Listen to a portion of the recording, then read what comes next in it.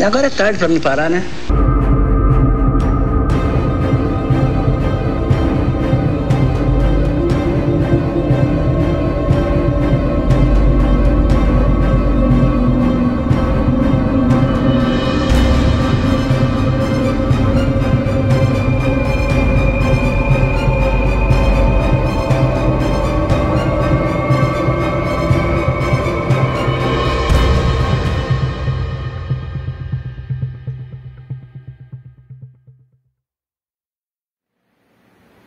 Salve galerinha misteriosa do YouTube, tudo bem com vocês? Eu sou Bruna Oliveira, sejam todos muito bem-vindos ao canal Mistérios do Tempo. Hoje o nosso papo é criminal e nós vamos falar sobre a trajetória do maior serial killer do Brasil. Isso mesmo, muitas pessoas acham que aqui no Brasil não tem serial killer, que é coisa só para os Estados Unidos, está muito enganado e hoje nós vamos contar essa história. Um homem que foi condenado a mais de 400 anos de prisão por 71 mortes, mesmo ele confessando ter dizimado mais de 100 pessoas, entre elas o seu pai. Nós estamos falando de Pedrinho Matador. Depois de liberto, ele tentou mudar sua vida e a de outras pessoas, mas a vingança de seus inimigos o esperava aqui fora. Para muitos, ele era o vilão e para outros, ele era um destemido justiceiro. Mas, afinal, quem foi esse homem? Vamos tentar descobrir um pouquinho do que passava na mente do Pedrinho Matador? Então eu convido vocês a ficarem comigo até o final do vídeo. Se gostarem, eu peço que deixem o seu like. Se ainda não são inscritos, se inscrevam aqui no nosso canal, porque isso vai ajudar bastante o YouTube a recomendar o nosso trabalho e assim a gente vai poder passar muito mais tempo junto com vocês. Vamos logo pro vídeo? Então bora lá. Vlad, solta a vinheta. District 1, be advised. Incoming 911 callers are reporting numerous Code 6 parties racing. Dispatch 2 Echo 12, we're moving the quadrant. We're going to focus on the north side of his last known 20.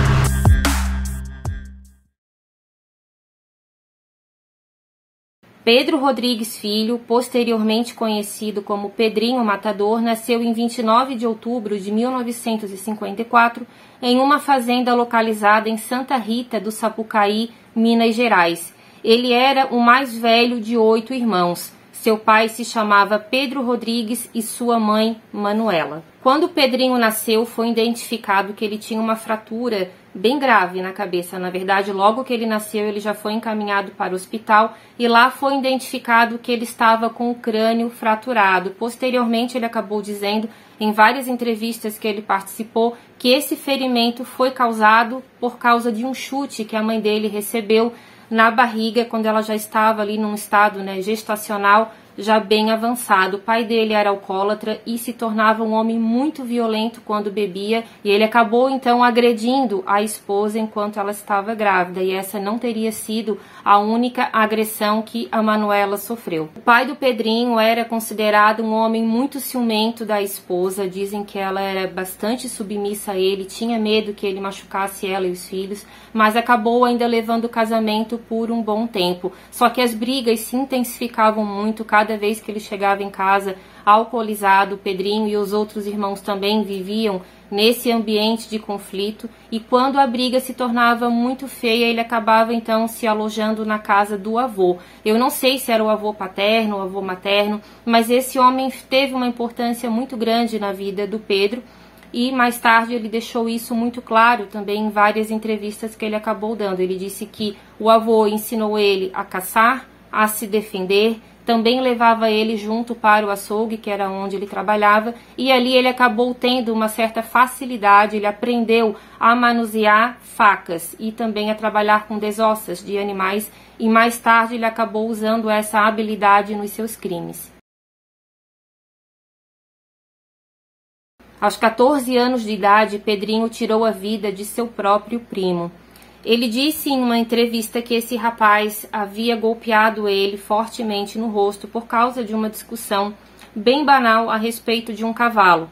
Pelo que eu entendi, o Pedrinho não tinha um cavalo e o primo dele acabou então tirando um sarro dele, enfim, ele ficou muito nervoso, disse que iria ter uma represária e realmente acabou tendo. O Pedrinho então ficou com essa ideia fixa de ter uma vingança do seu primo, ele não perdoou ele por esse comentário, né, que ele acabou fazendo a respeito desse cavalo, e ele então seguiu esse primo até um local onde ele estava trabalhando, e pelo que eu entendi era no sítio ou em uma propriedade do avô deles.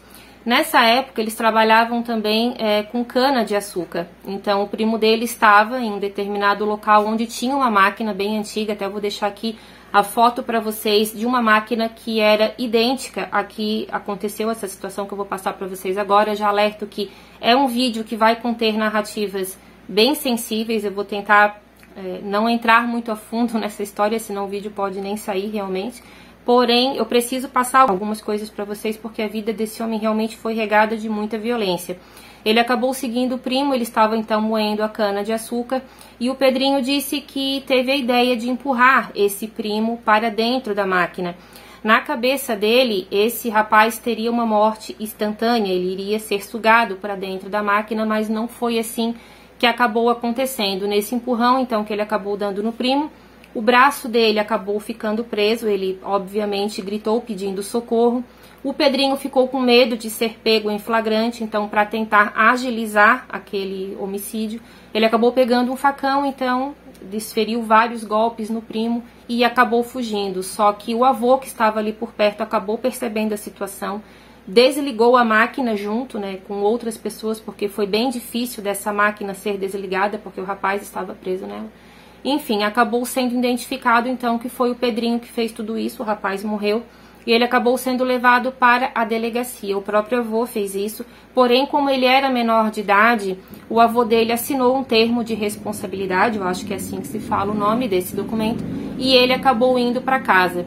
O Pedrinho falou que o único castigo que ele recebeu referente a essa morte foi que o avô obrigou ele a limpar essa máquina até ela ficar totalmente limpa, que foi um serviço muito difícil de fazer e que ele demorou cerca de uma semana para concluir. Outras mortes acabaram acontecendo através de suas mãos. Posteriormente, ele foi condenado por 71 mortes, porém Pedrinho afirmava que dizimou mais de 100 pessoas. Uma delas, seu próprio pai, e nós já vamos chegar nessa parte da história. Aos 14 anos, em 1968, algum tempo após a morte do primo, um destino de crimes estava sendo traçado. A segunda vítima fatal foi o vice-prefeito interino de Santa Rita do Sapucaí. Essa história do vice-prefeito interino, ela é um pouco questionada e, na minha opinião, até mesmo bastante confusa. Por quê? Algumas pessoas acreditam que essa história da morte do vice-prefeito interino, para vocês entenderem, era interino, ou seja, ele era temporário. Não era nem o prefeito eleito e nem o vice dele, era uma outra pessoa que por algum motivo estava ali tomando conta da prefeitura naquela época. Eu não consegui descobrir o nome desse homem e aí que essa história também é colocada como sendo uma grande mentira que o Pedrinho teria inventado para conseguir notoriedade. Só que assim, isso nunca foi provado que ele mentiu, mas também não foi provado que é verdadeira, mas eu vou deixar aqui para vocês, e se alguém souber de alguma coisa, bota aqui para mim nos comentários, porque eu fiquei bem curiosa a respeito dessa história. Ele disse, inclusive em uma entrevista dada em 2019 para o entrevistador jornalista Roberto Cabrini no SBT, eu me baseei bastante também nesse documentário, nessa entrevista, porque foi algo muito complexo e que realmente teve perguntas bastante profundas para o Pedrinho. Inclusive ele falou que gostou bastante dessa entrevista que ele concedeu, porque ele conseguiu falar coisas que até então ele nunca tinha dito para ninguém, palavras dele. Ele disse então que ele teve um problema com esse vice-prefeito interino, porque o pai dele trabalhava como vigia noturno de uma escola na região. Segundo o Pedrinho falou, o pai dele era muito violento, era alcoólatra, mas ele nunca tinha roubado nada. Já trabalhava muito tempo nessa escola, até que entrou então um outro vigia, que segundo o Pedrinho era amigo desse vice-prefeito interino. Acabou que o pai do Pedrinho, que também era Pedro, chegava em casa dizendo que esse colega de trabalho acabava cometendo furtos na escola, tanto de material escolar quanto também de merenda, e que ele estava preocupado com essa situação, mas não queria ter problemas com ele. Passou algum tempo e o Pedro, então Rodrigues, foi chamado, né, pelo diretor da escola, dizendo que algumas coisas tinham sumido, inclusive merenda escolar, e esse outro colega dele, que até então era a pessoa responsável por esses roubos, acabou acusando o Pedro, e ele foi simplesmente mandado embora. Com muitos anos de casa, ele foi mandado por justa causa, perdeu todos os direitos dele e chegou em casa muito chateado. Acabou bebendo, bateu bastante na esposa dele porque ele descontava nela esse tipo de coisa, né? O Pedrinho e os irmãos acabavam ali sempre vendo aquele tipo de situação acontecer. Ele sabia que o pai não tinha culpa daquilo ali e ele também jurou vingança por essa situação. A mãe do Pedrinho, ela trabalhava como faxineira, só que ela ganhava pouco para sustentar 8 filhos, ela e também o marido. Como ele perdeu o emprego de vigilante, ficou muito mal falado na cidade, ele não conseguiu arrumar um outro emprego facilmente e isso cada vez mais aumentava a ira do Pedrinho. Eu sei que ele acabou indo até esse vice-prefeito e, segundo ele fez alguns disparos e acabou tirando a vida desse homem na frente da prefeitura e não demorou muito tempo para que ele fizesse a mesma coisa também com esse colega de trabalho do pai dele. Ele fez tudo isso e acabou ficando um tempo foragido dentro da mata. Eu fui lá na casa do prefeito, escondi no meio de um matagal que tinha, a casa dele ficava no alto, e a hora que ele desceu do jipe, chegou com o jipe, a hora que ele desceu, abriu a porta e desceu, eu dei o primeiro disparo de cartucho nas costas, porque ele desceu, a hora que ele desceu, aí ele virou, chegou a virar ainda, de novo, dei mais um.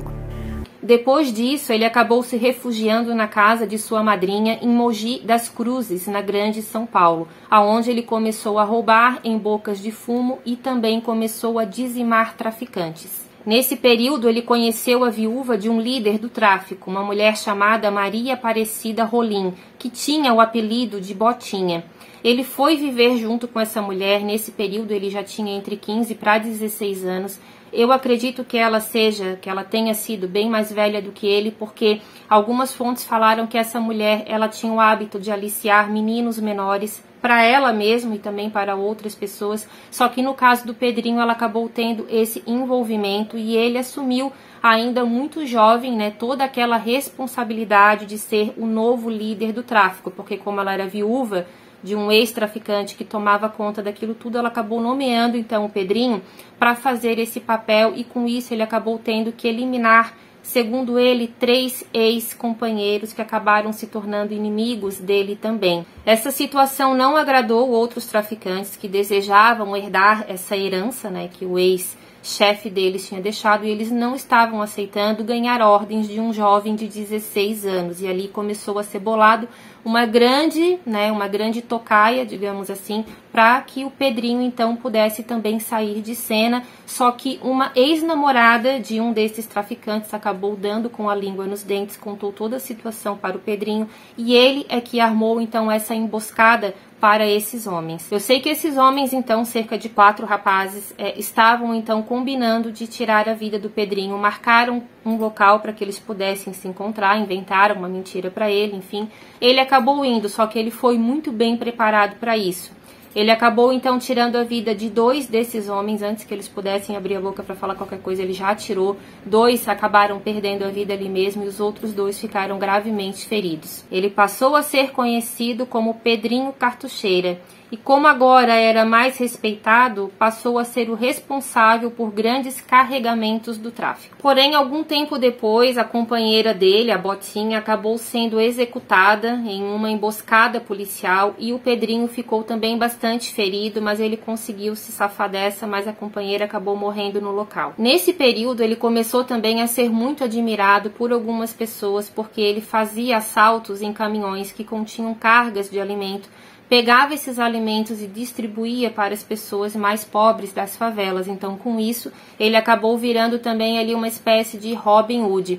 Ele também ficou bastante famoso por nunca ter agredido uma mulher, nunca ter tirado a vida de nenhuma delas e também de nenhuma criança. Muito pelo contrário, ele sempre dizia, isso foi confirmado até mesmo por alguns policiais, que o alvo dele realmente eram os inimigos declarados, mas também homens que abusavam sexualmente de mulheres e crianças e também homens que acabavam cometendo algum tipo de agressão com as suas parceiras. Se ele ficasse sabendo disso, ele tomava então as suas providências. Porém, alguns relatos falam que não foi somente buscando justiça que ele matava, pois teve crimes que envolveram outras situações, como por exemplo, um colega dele de cela que acabou perdendo a vida porque acabou espiando ele e uma namorada em um momento de visita íntima. Até nessa entrevista que ele deu para o Cabrini, ele disse o seguinte: o Cabrini perguntou se era verdade que ele tinha tirado a vida desse colega de cela porque ele estava roncando, e ele disse que não, que essa história, na verdade, ele inventou quando o carcereiro chegou, perguntou para ele o que tinha acontecido. Ele disse: ele roncava muito, foi lá e fez o serviço, vamos falar assim. Só que ele disse que não, que ele não quis contar na época o que realmente tinha acontecido, mas que na verdade o motivo era esse. Então, que esse rapaz teria espiado ele nessas visitas íntimas, e ele disse que isso era uma coisa também que era muito grave dentro das celas, que era uma espécie de código que eles tinham, que eles não poderiam olhar para a companheira desse preso que estava ali naquele momento, e que se olhasse realmente pagava com a vida. Com o passar do tempo, ele acabou ganhando ainda mais respeito dentro do presídio entre os outros presos, não só respeito, mas também muito medo, porque ele acabou dizimando cerca de 47 detentos, ou seja, ele também cometeu crimes, fatais fora da prisão, mas a metade deles foi dentro da carceragem. Questionado várias vezes se ele tinha se arrependido de algum crime, ele disse que não, que o que ele tinha que fazer, ele fazia, que ele não ia com pensamento duplo, ele já ia decidido que ele tinha que fazer aquele tipo de coisa. Quando perguntado se ele tinha piedade, se ele teve piedade de alguma vítima, ele disse que não, porque ele já ia com aquele pensamento que ele tinha que fazer, porque se ele fosse com dúvida, provavelmente ele voltaria atrás, e esse não era o perfil que ele tinha. Que para ele, naquela época, tirar a vida de um inimigo não significava nada, que ele era como se ele comesse um prato de comida, ele não tinha nenhum tipo de remorso. Ele teve essa conduta, essa resposta em várias entrevistas que ele concedeu. Só que em outro documentário que eu vi, até na verdade também foi uma reportagem feita pelo Geraldo Luiz, algum tempo depois dessa que ele fez com o Cabrini, o Geraldo perguntou para ele se ele tinha se arrependido de tirar a vida do pai, e pela primeira vez ele disse que sim, que ele tinha se arrependido. Só que ele pensou na mãe, era uma vingança, porque o pai dele também acabou tirando, infelizmente, a vida da mãe dele de uma forma muito violenta. Não me arrependo, né? Não me arrependo de jeito nenhum, porque eu nunca matei uma mulher, nem uma criança, nem um pai de família. Porque nem um repórter falou para mim: você falou que nunca matou um pai de família. Mas e esses malandros que você matou não eram um pai de família? Então ele pensava antes de entrar no crime. Por que ele pôs filho no mundo? Dentro da prisão, Pedrinho também fez algumas tatuagens no corpo dele. Algumas depois, quando ele ganhou a liberdade, em 2017, ele acabou tampando essas tatuagens com outras figuras por cima. Só que uma delas, que ficou muito famosa, estava escrito "Mato por prazer". Ele disse que não se orgulhava depois de ter saído da prisão, já com mais idade. Ele disse que não sabia onde ele estava com a cabeça de ter feito aquela tatuagem, que não era uma coisa que hoje ele se orgulhava. A gente já vai chegar nessa parte também, dessa parte onde ele disse que se arrependeu muito do que ele fez no passado, por causa das consequências que ele teve no futuro dele. Então ele fez essa tatuagem, e até o momento em que ele acabou falecendo, ele era muito questionado por ela, ele não gostava muito de falar dessa tatuagem, mas ele tinha colocado um desenho de um escorpião por cima. Algum tempo depois, o Pedrinho foi para Campo Grande, no Rio de Janeiro, e lá ele conheceu uma outra companheira, uma mulher chamada Maria Aparecida Olímpia. Eles acabaram se envolvendo e foram morar juntos. Porém, aí também tem uma parte que ajudou bastante o Pedrinho a se tornar essa máquina de matar, porque essa esposa, segundo ele, foi uma mulher que ele amou muito, tinha planos de ter uma família com ela, pensou em largar o crime por causa dessa mulher, acabou não conseguindo. Ele disse que teve uma história muito triste envolvendo ela, e realmente foi. Ela estava grávida de 7 meses do filho dele. O Pedrinho, ele não teve filhos, segundo ele mesmo disse, o sonho dele era ter um casal de filhos, e ele não conseguiu realizar esse sonho. Ele disse então que essa mulher acabou sendo executada de uma forma muito brutal. Deixaram um recado na parede do barraco onde ele morava, usaram o sangue dessa esposa para deixar um recado para ele dizendo assim: estamos te esperando. Só que não tinha assinatura, ele não sabia, ele tinha várias pessoas na mente dele, porque ele era uma pessoa muito marcada por outros traficantes, ele sabia disso, só que eram muitas pessoas, ele não sabia por onde começar. Nessa dúvida, ele acabou tirando a vida de muitas pessoas, também torturou outras para tentar descobrir quem era a pessoa que tinha feito isso com a esposa dele. Em um determinado dia, passou um tempo, não sei quanto tempo assim, uma mulher acabou procurando ele, uma mulher que até então ele nunca tinha visto, segundo ele falou, chegou num carro já procurando diretamente pelo Pedrinho. Ele acabou indo, conversou com ela e ela disse que ela era ex-companheira de um traficante rival dele, que se chamava China, na verdade era o apelido dele, eu não consegui saber o nome desse homem. E ela disse que o China já estava marcando o Pedrinho há muito tempo por causa da venda de drogas, teve alguma divergência entre eles ali. Eu não sei se o Pedrinho vendia drogas para ele, de repente parou, não sei o que aconteceu, mas esse homem já estava marcado, só que o China queria pegar ele justamente onde doía mais, na esposa e no filho, que todo mundo sabia que ele queria muito aquele filho. E assim acabou sendo feito. Essa mulher também disse para ele que o China estaria em um determinado dia na festa de casamento do irmão e que ela tinha o endereço de onde seria essa festa e ela passou isso para o Pedrinho. Com certeza ela também já tinha interesse na morte desse homem. E assim foi feito. Pedrinho disse que se reuniu com mais 2 companheiros dele, fizeram a ligação em uma rural e foram até esse local. E ali uma grande barbárie acabou sendo cometida e foi justamente nesse período que ele ficou conhecido como Pedrinho Matador. Ele disse que deu ordens explícitas para os 2 companheiros, dizendo que nenhuma mulher e nenhuma criança deveria ser machucada. Quando ele chegou nessa festa que ele bateu na porta, o pai desse traficante, chamado China, abriu a porta para ele e logo de cara já teria recebido um tiro, então, da arma que ele estava, segundo ele, era uma 12 que ele estava naquele momento. E acabou ali, então, fazendo, aquela grande barbárie. Cerca de 16 pessoas, 16 homens, perderam a vida e as mulheres e as crianças já tinham sido encaminhadas para o 2º piso dessa propriedade. Então, segundo ele, as crianças não foram feridas, as mulheres também não, a não ser pela mãe do China. Ele não explicou muito bem essa situação, mas ele disse que foi por culpa dela que ela acabou se ferindo de raspão no braço. Eu não sei se ela tentou intervir ou se ela também estava armada, não sei. Mas ele disse que foi a única mulher ainda que acabou se machucando, mas não teria sido culpa dele.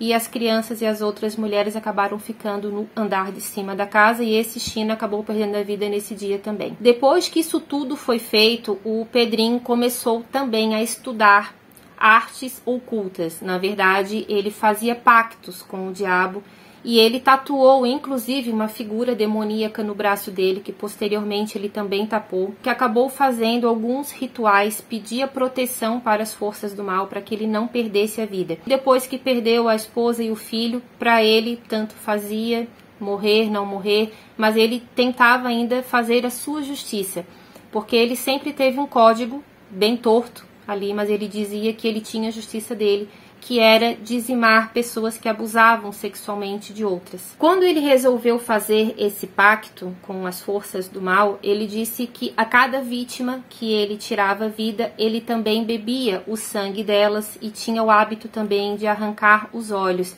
Isso ele comentou em várias entrevistas e ele tinha esse hábito inclusive dentro da prisão. Só que quando começou a surgir bastante informações a respeito da AIDS, ele disse que parou de vez com esse ritual que ele fazia. Aos 19 anos, em 24 de maio de 1973, Pedrinho é preso pela primeira vez. Ele concedeu uma entrevista a Ilana Casoy, autora do livro Serial Killers Made in Brasil. Nessa entrevista que ele deu para Ilana, ele descreveu algumas cenas que ele viu quando ele chegou na carceragem pela primeira vez. Para vocês terem uma ideia, quando ele dizimou 16 pessoas naquela festa lá do China, ele ainda não tinha nem 18 anos completos. Nessa entrevista que ele deu para Ilana, ele descreveu o seguinte: no pavilhão 5, no 5º andar, era tudo sujo, barbado, morria por ali mesmo. Era um inferno aquilo. Nem para usar o banheiro eu ia sem a minha faca. Pedrinho ficou na inclusão por um tempo e assim que foi encaminhado para o convívio com outros presos, ele foi colocado junto de um detento que, segundo ele, tinha o hábito de abusar sexualmente dos novatos. Ele caiu justamente nessa cela. Ele não sabe se ele já foi colocado ali de propósito ou não, até para dar um fim nesse homem. Então, o que aconteceu? Segundo o Pedrinho falou, assim que ele colocou o pé na cela durante o dia, esse homem já teria dito para ele que poderia, deu indícios, né, que ele poderia sofrer algum abuso no período da noite. Ele não falou nada, ficou quieto e pediu para ir num banheiro.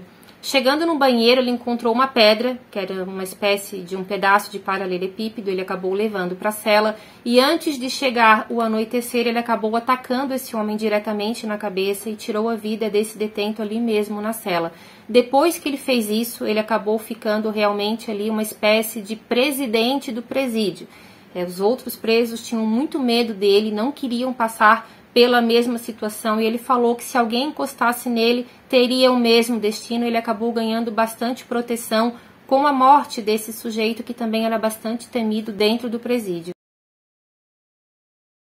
Pedrinho cometeu cerca de 47 assassinatos durante os 42 anos em que ficou preso, em várias penitenciárias que passou. Ainda na prisão, ele quebra o próprio recorde. Ele consegue dizimar 16 pessoas em uma única noite com a ajuda de um outro companheiro dele, conhecido como Zezinho da Vila. Na verdade, o nome desse homem era José Bernardes da Silva. Teve alguma situação envolvendo esse José Bernardes. Parece que uma dessas pessoas que espalhou uma fofoca ali dentro da cela e também fora dela, algo assim, falando que o Zezinho teria tido relações sexuais com um deles. Porque esses 16 homens que morreram na prisão, todos eles eram homossexuais e mantinham relações com outros detentos também. Eu sei que teve essa confusão ali dentro da prisão e o Pedrinho acabou comentando com um desses detentos que tinha relações com esses rapazes que eram homossexuais, dizendo que aquela fofoca iria ter um preço muito grande, e ali acabou sendo feito, então, uma grande barbárie. Eles usaram facas improvisadas e acabaram, então, tirando a vida dessas pessoas. Depois disso, Pedrinho é encaminhado para a psiquiatria, onde passou cerca de 6 a 10 anos. Por que de cerca de 6 a 10? Porque algumas fontes variam muito esse período de tempo, e algumas entrevistas que ele deu também ficou um pouco confuso. Eu acho que nem ele sabia ao certo quanto tempo ele ficou totalmente sozinho, tendo a visita somente do pessoal da carceragem. Não sei nem se a família dele visitava ele nessa época, mas ele ficou proibido de manter contato com outras pessoas. Em 1985, ele foi transferido para a prisão de segurança máxima e centro psiquiátrico de Taubaté, em São Paulo. Lá nesse centro, ele ficou de 1992 até 2002. Lá também ele tinha o direito de tomar sol 45 minutos por dia, mas somente na companhia dos agentes penitenciários. Agora nós vamos falar a respeito da morte envolvendo Pedro Rodrigues, que é o pai do Pedrinho. Eu já tinha comentado alguma coisa no início desse vídeo, mas eu alerto novamente a vocês que essa narrativa pode conter pontos bastante sensíveis. O crime mais marcante de Pedrinho foi o que ele cometeu contra seu próprio pai. Ele soube, através do diretor da prisão onde ele estava, que a mãe dele havia falecido. Ele perguntou o motivo e foi explicado para ele. A mãe dele estava dormindo quando o pai dele chegou muito alcoolizado em casa, com uma crise muito grande de ciúmes, porque alguém teria dito que ela estava traindo ele com outro homem. O Pedrinho disse que acredita que isso não era verdade, porque a mãe dele até então nunca deu motivos para o pai, tinha muito medo dele, não iria se arriscar com uma coisa assim. Ela estava dormindo quando ele desferiu cerca de 21 golpes de faca e ela acabou morrendo instantaneamente. O Pedrinho ficou sabendo disso, ganhou liberação para ir no cemitério, para ir ver o sepultamento da mãe. E segundo ele fez uma promessa no caixão da Manuela, que era a mãe dele. Ele disse que aquilo não iria ficar impune, que ele iria descobrir quem era o culpado, porque já tinham dito que era o pai, mas até então ele não acreditava.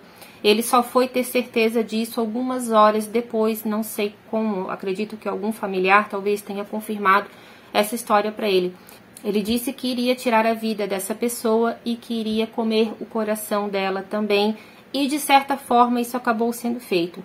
Algum tempo depois, o pai dele acabou sendo preso. Ele foi para o mesmo presídio em que o Pedrinho estava, só que ele foi colocado em outro pavilhão. O Pedrinho comentou então que ele acabou armando uma emboscada. Ele prendeu o agente carcerário dentro da cela, porque ele vivia sozinho nesse período, não tinha um outro detento. Ele acabou enganando esse agente penitenciário e deixou ele preso. pegou ali uma arma improvisada, uma faca improvisada, e deu um jeito de ir até o pavilhão onde o pai dele estava. Eu acredito que ele teve algumas facilidades para isso, mas isso nunca foi provado. Ele foi então até esse pavilhão, encontrou o pai. Quando o Pedro Rodrigues olhou para ele, ele disse o seguinte: "Você está certo, meu filho", e não fez nenhuma menção de reagir.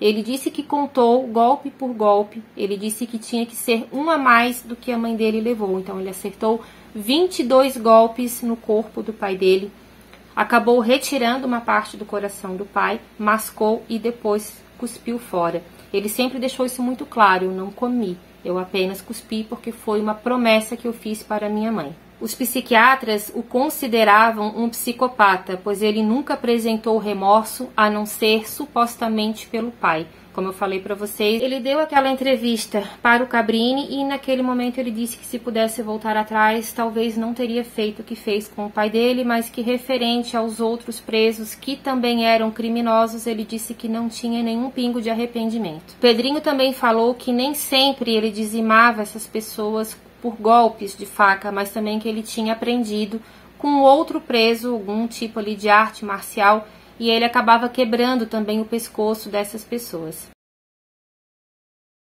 Pedrinho, como muitos outros serial killers, recebia muitas cartas de amor de mulheres que se diziam apaixonadas por ele. Ele disse que ele recebia de 45 a 50 cartas por semana e que acabou se envolvendo sim com algumas dessas mulheres.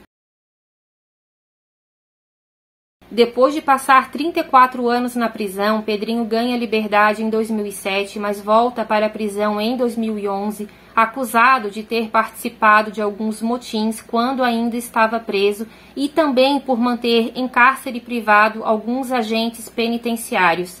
No dia 6 de dezembro de 2017, ele ganha a liberdade novamente e dessa vez definitiva. O Código Penal brasileiro permite que uma pessoa condenada com tantos anos de prisão como ele foi, porque era cerca de 400 anos de prisão que ele foi condenado, por 71 mortes, mesmo ele tendo confessado as outras, ele não foi condenado por elas. Só que ele podia passar até 30 anos de prisão e depois ele tinha que ser solto. Só que como teve essa questão dos motins que ele foi acusado, segundo ele tinha sido uma armação que fizeram para ele, mas depois ele também disse que participou, uma coisa um pouco controversa, ele acabou voltando, ficando mais 12 anos, mas depois desse período ele teve que ser solto. Pedrinho, junto de um amigo chamado Pablo Silva, decidiu criar um canal no YouTube com o nome de Ex-Pedrinho Matador. Na verdade, eu pesquisei, ele tem dois. Ele tem esse canal e também tem outro chamado Ex-Pedrinho Matador com Jesus, alguma coisa assim, onde, pelo que eu pude entender, ele passa bastante ali a respeito de ensinamentos bíblicos que ele estava tendo, porque ele se converteu.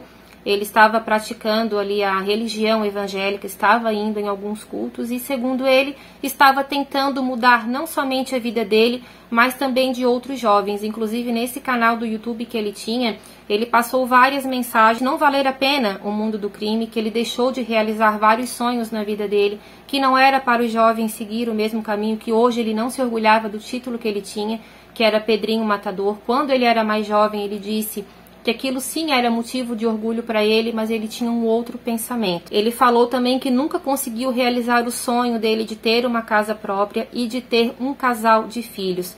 Quando ele deu ali a última entrevista, ele já estava mais ou menos com 67 para 68 anos, mas ele disse que ainda tinha um pouco de esperança de conseguir ser pai, mas isso não pôde ser realizado porque ele acabou perdendo a vida dele antes disso. Ele comentou também que estava fazendo alguns bicos como jardineiro, que ele estava tendo bastante apoio de algumas pessoas da família dele também, que deram um abrigo para ele, deram um incentivo. Ele ganhou uma máquina de cortar grama para poder fazer esses serviços de jardinagem, fazia alguns serviços de pedreiro também, estava tentando manter uma vida limpa e, pelo que eu entendi, desde que ele foi solto em 2017, ele nunca mais se envolveu com nenhum tipo de crime. Ele era bastante odiado, mas também era amado por muitas pessoas, dava para ver isso, porque aonde ele ia, algumas pessoas que o reconheciam pediam para tirar foto com ele, para conversar com ele também.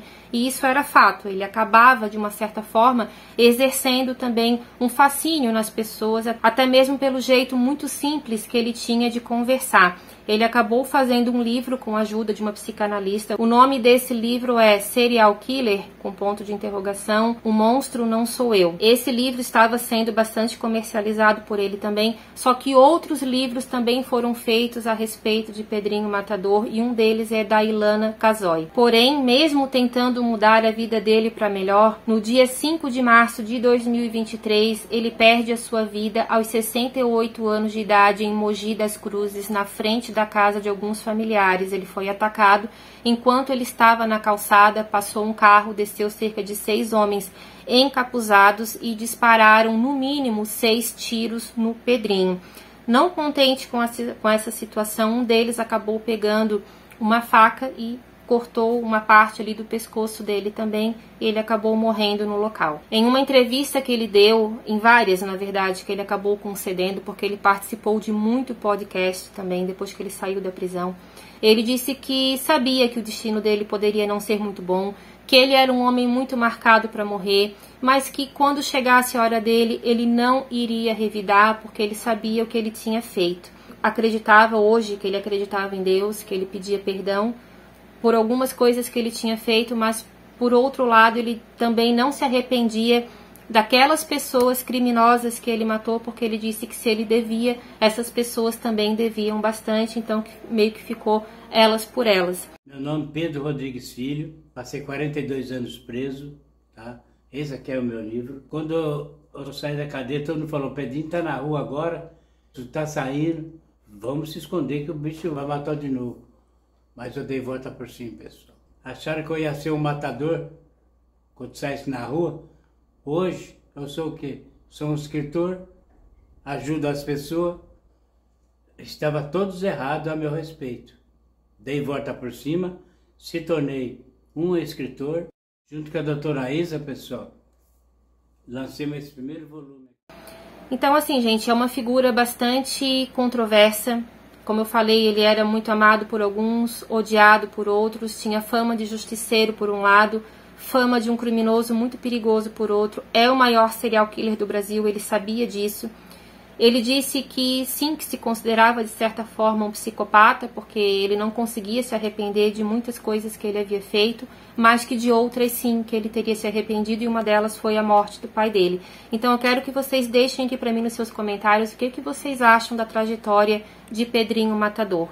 Espero que vocês tenham gostado desse vídeo. Deixem aqui pra gente também o seu like, a sua inscrição. Compartilhem também esse conteúdo com pelo menos um amigo de vocês, porque isso nos ajuda muito, tá bom? Um beijo grande e até a próxima história. Tchau, tchau. District 1, be advised. Incoming 911 callers are reporting numerous Code 6 parties racing. Dispatch 2, Echo 12. We're moving the quadrant. We're going to focus on the north side of his last known 20.